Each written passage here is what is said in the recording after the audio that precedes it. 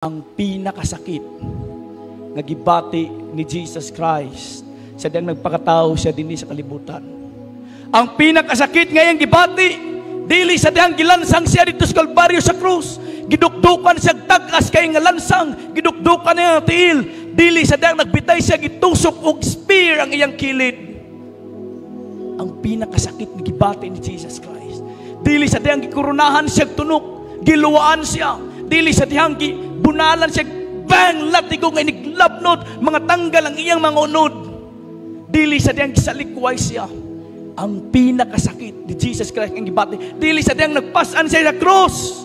Ang pinakasakit ng gibati ni Jesus Christ, sa dihang nagluhod siya dito sa Garden of Gethsemane.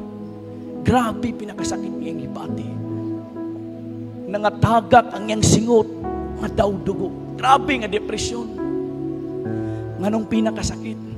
Kay gito, iyan ang pasano ng sala sa mga tao. Well, in fact, wala siya sala. May mulag na siya sa Ginoo. He became sin because of us. Imagine siya naghimo ni ining tanan. Siya na makadawat sa kamatayon, o ang iyang kamatayon nga iyang pagkasugaton actually, wala ni gibati ang temporary ang kamatayon tululang adlaw, but it was eternal death.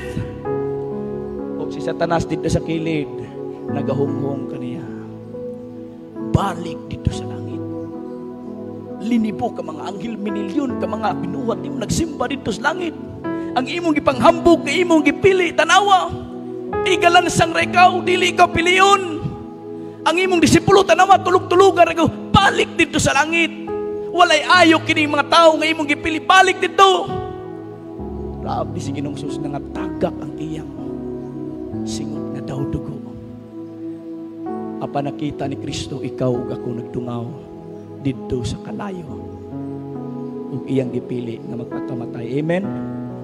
Grabing gugma sa Ginoo.